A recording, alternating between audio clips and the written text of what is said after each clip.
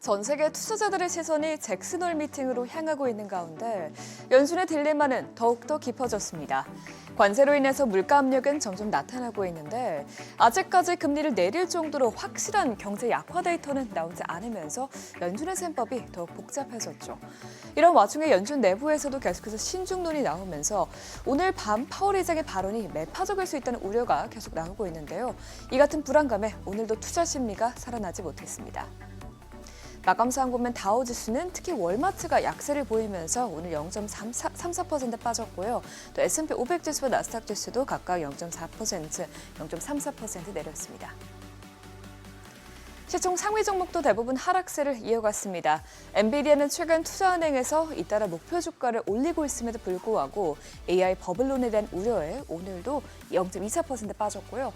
또 애플은 3년 만에 애플 TV 플러스의 적자를 줄이기 위해서 구독료를 올리겠다고 밝혔지만 주가는 오늘 0.49% 내렸습니다. 그 밖에 알파벳을 제외하고 나머지 기업들도 모두 하락 마감했습니다. 시총 6위부터도 보면 간밤 메타는 1% 넘게 내렸는데요. 최근 인공지능 투자에 막대한 자금을 쏟아붓고 있는 메타는 지난주부터 AI 개발 부서에 외부 인력 고용을 멈췄다는 소식이 나왔습니다. 안 그래도 최근 AI 거품론이 커지고 있는데 이 같은 소식으로 인해서 인공지능 업계의 투자 속도가 더욱더 줄어들 수 있다는 분석에 오늘 메타를 비롯해서 기술주들이 내려앉은 것으로 분석됩니다. 또 그 밖에 테슬라는 독일 기가팩토리에서 화재가 났다는 소식에 오늘 1.17% 빠졌고요. 특히 월마트는 관세로 인해서 순이익이 2022년 5월 이후로 처음으로 시장 예상치에 미달한 것으로 집계됐는데 이후 오늘 주가가 급락하면서 순위권 밖으로 밀려났습니다. 이어서 그러면 오늘 시장에 우려감을 끼쳤던 경제지표들 확인해보면 우선 미국의 제조업 경기는 3년여 만에 가장 빠른 속도로 확장한 것으로 나타났습니다. S&P 글로벌이 발표한 8월 제조업 PMI 예비치는 53.3으로 나오면서 전월보다 큰 폭으로 올랐고요.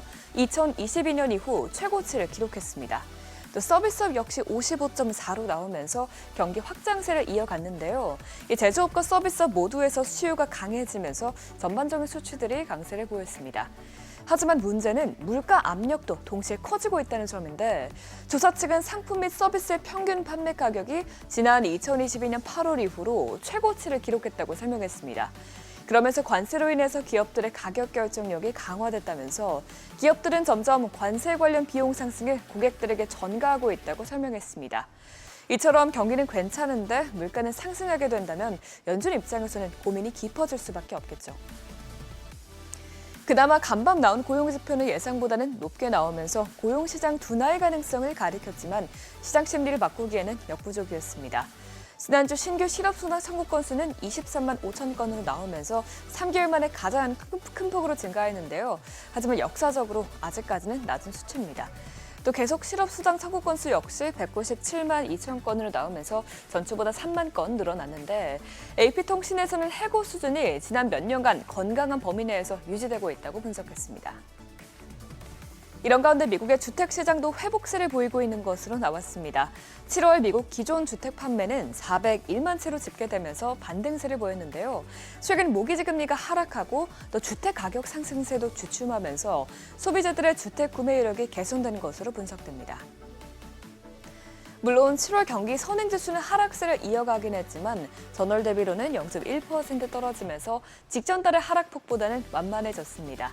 이와 관련해서 컨퍼런스 보드 측은 현재로서는 경기 침체를 예상하지 않지만 올해 하반기에는 관세의 부정적인 영향으로 경기 둔화가 가시화될 수 있다고 밝혔는데요. 이로 인해서 연준 위원들의 셈법이 어떻게 바뀔지 주목해봐야겠습니다. 오늘 또 시장이 주목했던 것은 연준 인사들의 발언이었는데요. 연준 위원들은 간밤 금리 인하를 서두르지 않겠다는 메시지를 던지면서 금리 인하 기대감을 크게 낮췄습니다.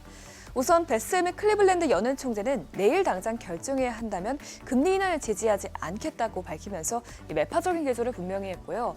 제퍼 슈미드 캔자스시티 연은 총재도 이날 블룸버그 TV와의 인터뷰에서 인플레이션 위험이 고용시장 위험보다 다소 크다면서 통화 정책은 지금 좋은 위치에 있다고 말했습니다.